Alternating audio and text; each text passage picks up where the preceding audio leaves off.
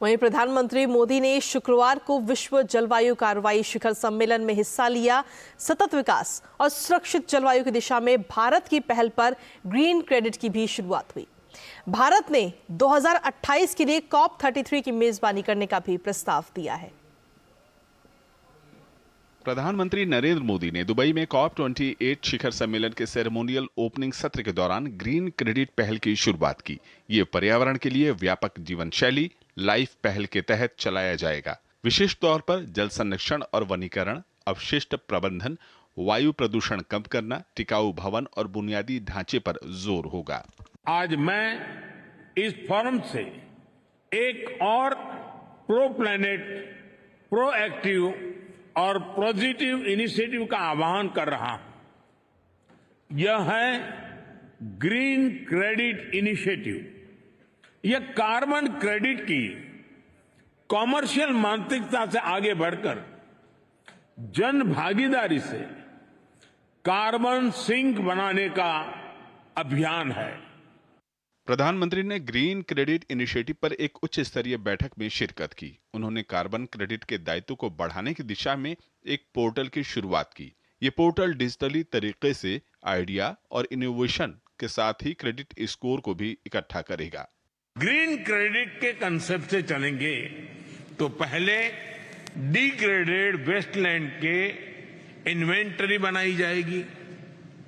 फिर उस भूमि का उपयोग कोई भी व्यक्ति या संस्था वॉलेंटरी प्लांटेशन के लिए करेगी और फिर इस पॉजिटिव एक्शन के लिए उस व्यक्ति या संस्था को ग्रीन क्रेडिट दिए जाएंगे। ग्रीन क्रेडिट की पूरी प्रक्रिया डिजिटल होगी, चाहे वह रजिस्ट्रेशन हो, प्लांटेशन हो, वेरिफिकेशन हो या फिर ग्रीन क्रेडिट जारी करने की बात हो। इसलिए ही आज हम एक ग्लोबल प्लेटफॉर्म भी लॉन्च कर रहे हैं। ये पोर्टल प्लांटेशन और पर्यावरण संरक्षण से संबंधित आइडियाज, एक्सपीरियंसेस एंड इनोवेशंस को एक जगह पर कलेक्ट करेगा। जलवायु परिवर्तन के बढ़ते खतरों के बीच प्रधानमंत्री ने दुनिया के सामने एक बार फिर दोहराया कि वैश्विक कार्बन उत्सर्जन में भारत का हिस्सा महज 4% से भी कम है, जबकि विश्व की 17% आबादी भारत में रहती है। उन्होंने बताया कि भारत आर्थिक विकास और पर्यावरण के बीच संतुलन स्थापित कर आगे बढ़ रहा है। NDC टारगेट पूरा करने की राह पर भारत है। गैर जीवाश्म ईंधन उपयोग को कम करने का लक्ष्य 9 साल पहले ही हासिल कर चुका है।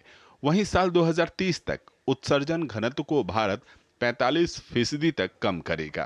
प्रधानमंत्री ने संयुक्त राष्ट्र के फ्रेमवर्क के प्रति प्रतिबद्धता जताई और साल 2028 में COP33 भारत में कराने का प्रस्ताव दिया। Bharat UN framework for climate change process के प्रति प्रतिबद्ध है। इसलिए आज मैं इस मंच से 2028 में COP33 समिट को भारत में होस्ट करने का प्रस्ताव भी रखता हूं। मुझे आशा है कि आने वाले 12 दिनों में ग्लोबल स्टॉक टेक की समीक्षा से हमें सुरक्षित और उज्जवल भविष्य का रास्ता मिलेगा। भारत द्वारा mission life, solar alliance, G20 शिखर सम्मेलन के दौरान वैश्विक जैव ईंधन गठबंधन बनाए जाने को प्रधानमंत्री ने ग्रीन डेवलपमेंट की ओर एक बड़ी पहल बताया।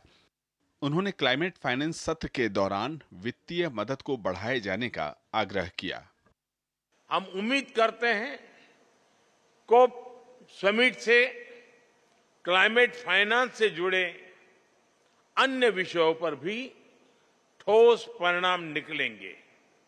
पहला, COP28 में new collective quantified goal on climate finance पर वास्तविक प्रगति होगी। दूसरा, ग्रीन क्लाइमेट फंड और एडप्शन फंड में कमी नहीं होने दी जाएगी। इस फंड की त्वरित भरपाई की जाएगी। तीसरा, मल्टीलेटरल डेवलपमेंट बैंक्स विकास के साथ साथ क्लाइमेट एक्शन के लिए भी एफोर्डेबल फाइनेंस उपलब्ध कराएंगे।